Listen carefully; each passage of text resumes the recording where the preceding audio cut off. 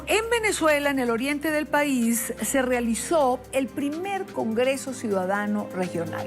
Hemos hablado en distintos programas y con anterioridad de esta idea de hacer un Congreso Ciudadano y discutir los problemas más importantes del país. Idea en la que coinciden María Corina Machado, el alcalde Antonio Ledesma, Voluntad Popular. No toda la oposición, está amalgamada en torno a esta idea, pero se ha realizado el primero de estos congresos. Por eso quiero saludar a la diputada María Corina Machado, que está con nosotros en vivo y directo en Caracas. Diputada, buena tarde, gracias por acompañarnos. Ay, gracias a ustedes, un placer. ¿Cómo? Cuéntenos de este congreso, es decir, ¿cuál fue el resultado? ¿Cuál es el planteamiento? ¿Por qué regional o el camino de congresos regionales llevan hacia un gran Congreso Ciudadano Nacional? Eso es así. Estamos construyendo una plataforma formidable, inédita en nuestro país, en la cual estamos creando un movimiento de abajo hacia arriba, donde confluyen ciudadanos que vienen del sector laboral, sindicatos, estudiantes, dirigentes gremiales, amas de casa, activistas de derechos humanos, dirigentes políticos, periodistas, médicos, enfermeros de todos los sectores del país, que compartimos una visión, que sabemos que Venezuela está viviendo una crisis insostenible, un régimen que hay que calificarlo como lo que es, una dictadura militarista y profundamente corrupta, que está dispuesta a cualquier cosa con tal de preservar el poder, y que nosotros tenemos la fuerza ciudadanos para llevar adelante un proceso de transición en paz a la democracia, a la libertad y a la prosperidad. Pero para que eso tenga lugar, es necesario crear una gran organización, una gran fuerza ciudadana que obligue al régimen a escuchar al pueblo y poder lograr esos avances indispensables para que la transición tenga lugar. Comienzan con asambleas de ciudadanos, hemos realizado más de 800 asambleas de ciudadanos en todo el país, ya debemos estar pasando las 900, creo yo, en donde se nombran delegados, representantes de cada asamblea, y decidimos hacer encuentros, son tantos los delegados, primero regionalmente, y empezamos por el oriente del país, donde ha habido una enorme participación ciudadana, y el evento del pasado 8 de noviembre yo lo califico de histórico, y de allí salió una proclama de Barcelona con una serie de planteamientos para la lucha de ahora en adelante que reúne pues esta visión ciudadana mayoritaria en Venezuela. Esta proclama que reúne este conjunto de planteamientos, ¿la podemos resumir? ¿Cuáles son esos planteamientos? Bueno, en primer lugar, la necesidad de fortalecer esta estructura y ampliarla mucho más, la estructura del Congreso Ciudadano. En segundo lugar, plantearnos una lucha firme, clara, de valores frente al régimen, acompañando, estimulando la protesta y la movilización social. En tercer lugar, nuestro apoyo irrestricto a los presos y perseguidos políticos en Venezuela, a los exilados, en defensa de la libertad de expresión y de la movilización en nuestro país. Adicionalmente, muy firmes en el sentido de que en escenarios electorales las candidaturas deben ser decididas producto de la participación ciudadana por vía de primarias, pero insistiendo en que estamos enfrentando una dictadura y que las dictaduras se enfrentan todos los días en todos los planos democráticos, no solamente en el plano electoral, mucho menos cuando el plano electoral en Venezuela está sujeto a un cronograma y a unas condiciones que el régimen fija y modifica a su antojo, así como han postergado elecciones, dicen adelantarlas y por lo tanto no podemos circunscribir o limitar nuestra lucha solamente al plano electoral. Allí también lucharemos y habrá unidad, pero la lucha frente al régimen es todos los días en todos los planos democráticos y a eso hemos convocado a todo el país. Ya que usted habla o toca el tema electoral, donde seguramente de cara a las parlamentarias, pues como usted señala, habrá unidad, ¿están por elegirse las autoridades del Consejo Nacional Electoral en Venezuela?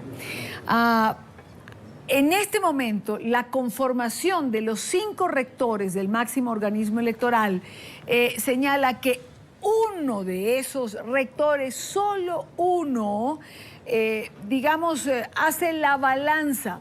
No digamos que es opositor, pero por lo menos se identifica con los sectores opositores en Venezuela, mientras 4 representan al gobierno. ¿Cómo se plantea esta nueva elección o esta sustitución de rectores en un órgano que pasa a tener una importancia absoluta para los procesos que puedan tener en Venezuela en los próximos meses y años? Mire, en los últimos días se acaba de publicar una encuesta que promovió la Universidad Católica Andrés Bello sobre el Consejo Nacional Electoral y la confianza de los venezolanos hacia las instituciones, en particular en la institución electoral. Es dramático darnos cuenta como casi el 60% de los venezolanos desconfía del Consejo Nacional Electoral. No así del voto como institución. Sigue afortunadamente existiendo una enorme confianza en este instrumento como un mecanismo esencial del ejercicio democrático. Y esto es natural que ocurra, por lo que usted bien decía. La Constitución en su artículo 296 dice que cada uno de los 5 miembros que integran la directiva del Consejo Nacional Electoral deben ser ciudadanos sin vinculaciones a organizaciones políticas. Bueno, 2 de las actuales rectoras estaban inscritos en el PSUV, en el partido de gobierno, hasta una semana antes de ser nombradas directores. Esto obviamente es violatorio de la Constitución. Y otras 2, bueno, una fue ministra, la otra fue diputada, es decir, ha habido una violación brutal de lo que establece nuestra Constitución en este sentido. En este momento se está llevando adelante un proceso de designación de 3 de los rectores que se le ha vencido su periodo y nuestra posición en ese sentido es muy firme. Todos, absolutamente todos deben cumplir con lo establecido en la Constitución. Y ese es un requisito indispensable que los venezolanos exigimos a los efectos de poder acudir con confianza o con más confianza a los próximos procesos electorales. Estamos claramente, hemos visto lo que fue el último proceso electoral, sí, en el cual sabemos que las fuerzas democráticas ganamos una elección presidencial en abril del año 2013, pero no se respetó la soberanía popular, entre otras cosas, por la presencia de este perfil de directores en un organismo que ha favorecido claramente los intereses del régimen. Y ya que tocamos el tema electoral, vayamos también. El día de ayer se realizaron elecciones en la Universidad de los Andes, que es una de las universidades más importantes en Venezuela. Allí estaba participando Gaby Arellano, representante del sector estudiantil por Voluntad Popular.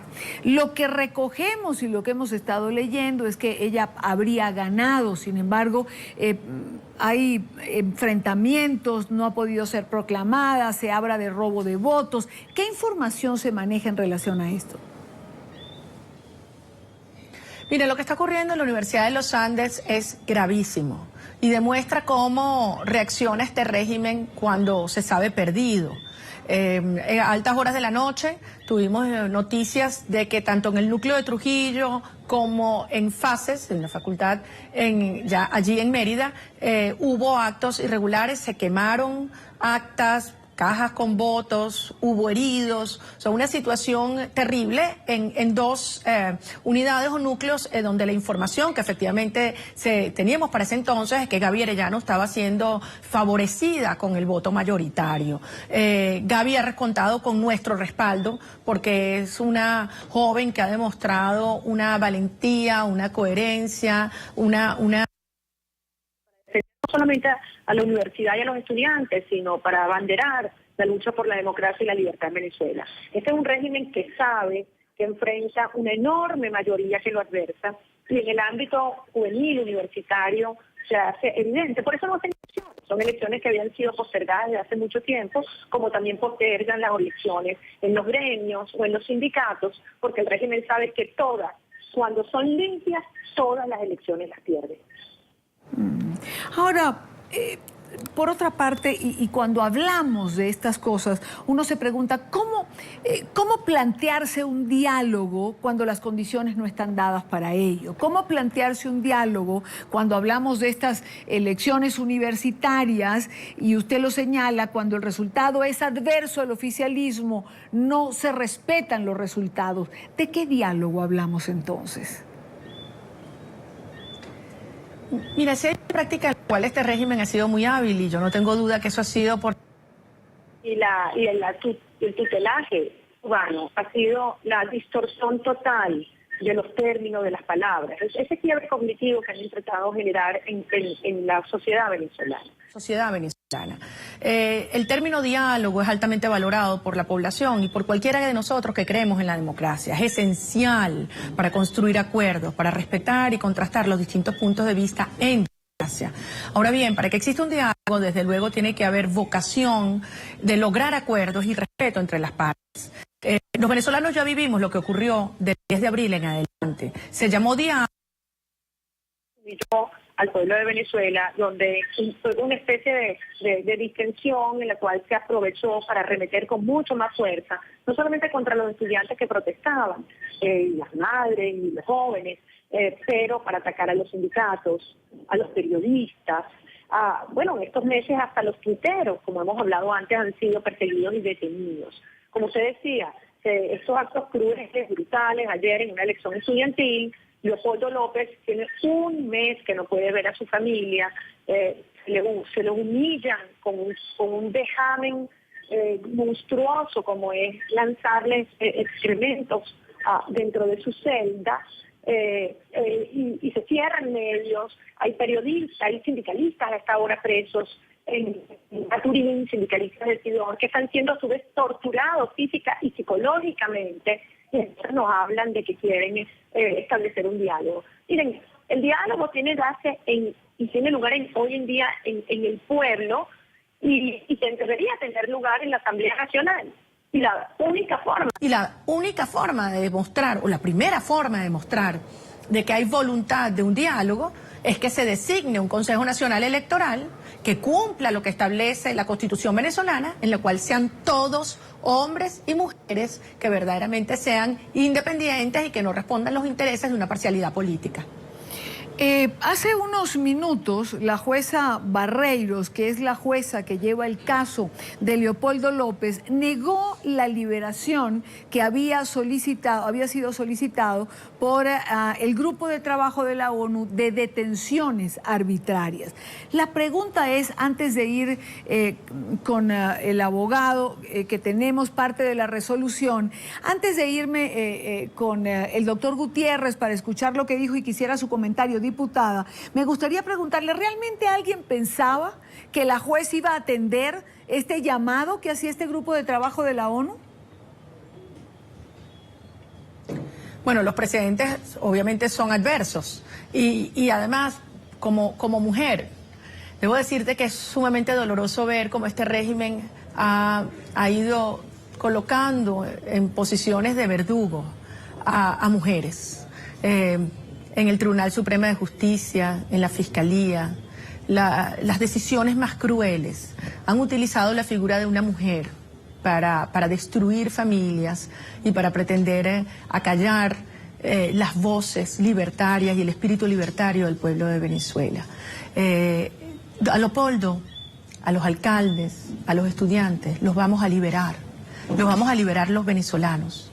Y lo vamos a liberar porque tenemos plena conciencia de la encrucijada histórica y la responsabilidad que hoy hemos asumido, porque somos una enorme mayoría que no está dispuesta a vivir bajo la humillación, el miedo, el dolor y la destrucción que este régimen pretende imponernos, y porque hemos decidido luchar hasta vencer, y porque afortunadamente hay organizaciones como la Organización de Naciones Unidas o organismos de protección dentro del sistema interamericano que hoy escuchan las voces de los venezolanos, y porque sabemos que también hay pueblos que nos acompañan a los venezolanos en esta hora, en esta lucha. Nosotros vamos a triunfar y la transición en Venezuela va a tener lugar mucho, mucho antes de lo que la mayoría espera. Ya lo verán. Diputada, el doctor Gutiérrez, Juan Carlos Gutiérrez, abogado de Leopoldo López, leyó la decisión de la jueza en relación a esta solicitud del grupo de trabajo de la ONU, la decisión de la jueza Barreiros. ¿Qué decía el doctor Gutiérrez? Se ha considerado que no se le va a otorgar la libertad al señor Leopoldo López. El tribunal ha considerado que no existen violaciones de derechos humanos y ha considerado que las opiniones del Grupo de Trabajo de las Naciones Unidas no son vinculantes para la República Soberana de Venezuela. Evidentemente, pues esto va a traer como consecuencia que estos documentos serán elevados ante las autoridades internacionales, sometidos a una exhaustiva revisión, y de igual manera nosotros utilizaremos las herramientas que nos otorga el Código Orgánico Procesal Penal. Si ese es el criterio que ha dado el Tribunal de Juicio, pues para eso tenemos una Corte de Apelaciones y otras instancias, para que sean estas instancias las que tengan la oportunidad de darle brillo a esta justicia opaca, de darle preeminencia, fortaleza, protección y tutela judicial efectiva a los derechos humanos. Bien, es parte de lo que dice el doctor Juan Carlos Gutiérrez, ya cuando tiene en mano la decisión de la jueza Barreiros, que ha negado la liberación de Leopoldo López, que fue solicitada por la Organización de Naciones Unidas. Tengo a la diputada Machado. Instancias van, diputada, instancias vienen, pero la justicia en Venezuela pareciera que solo reconoce un lado del país, un sector de los venezolanos.